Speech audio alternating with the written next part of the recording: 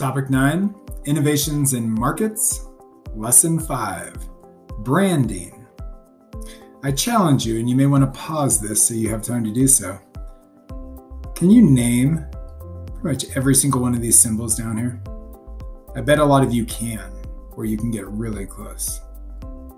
Now, did anybody ever actually teach you those? Or is it you've seen them so much in your life that you automatically know what that company is? If you do, that's really good branding on their part. Branding creates an identity for a product or a company, and it makes it distinct from another and can provide added value. Down here on the bottom right are different qualities that you will get from a brand. Diffuse into the marketplace, the identity of a company is typically embodied in a brand. Designers help to communicate this by building a strong user experience around the brand identity, determining the content design, establishing the tone of message through advertisements, and promotion. Again, I challenge you, is there any of these symbols or companies that you don't actually recognize? Globally recognized and appealing brands allow organizations and companies to engage with global markets. This raises ethical issues with some products. Aim for: a brand encapsulates the identity of a company and its products. Message of a company is communicated clearly and creatively to allow them to stand out from the competition. The role of the designer varies when taking into account the brand image and identity, depending on the position of the new design within the innovation cycle. An example, the use of different methods to promote loyalty. These are just little loyalty cards that you probably have stuffed in your wallet, or your parents do. Branding forms a product's identity. It's extremely valuable to a product and can help promote sales.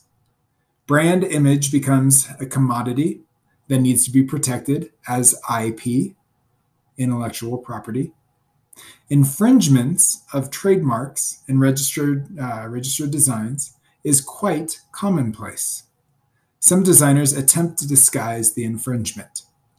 If you're designing a product similar to something that already exists because you know there's potential to profit from it, how different does your product need to be from what already exists in order for it to be justified as a new product and not an infringement?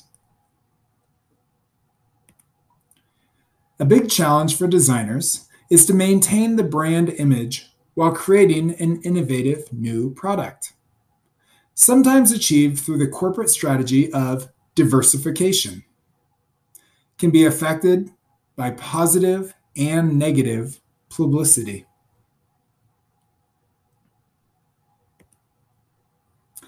It's important to communicate their brand identity clearly on products and at the point of sale.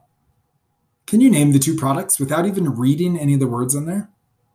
It's Starbucks on the left, LeBron James's shoes on the right. This is mainly done through packaging. Packaging design for a product may the work of the company design team, may be the work. Market research on a global scale may be a time-consuming and expensive exercise. Global branding. If you are a company that sells around the world, you do not want language to be a limiting factor to the sale of your product. Strategies for market research. For gaining the appropriate information for redesigning products.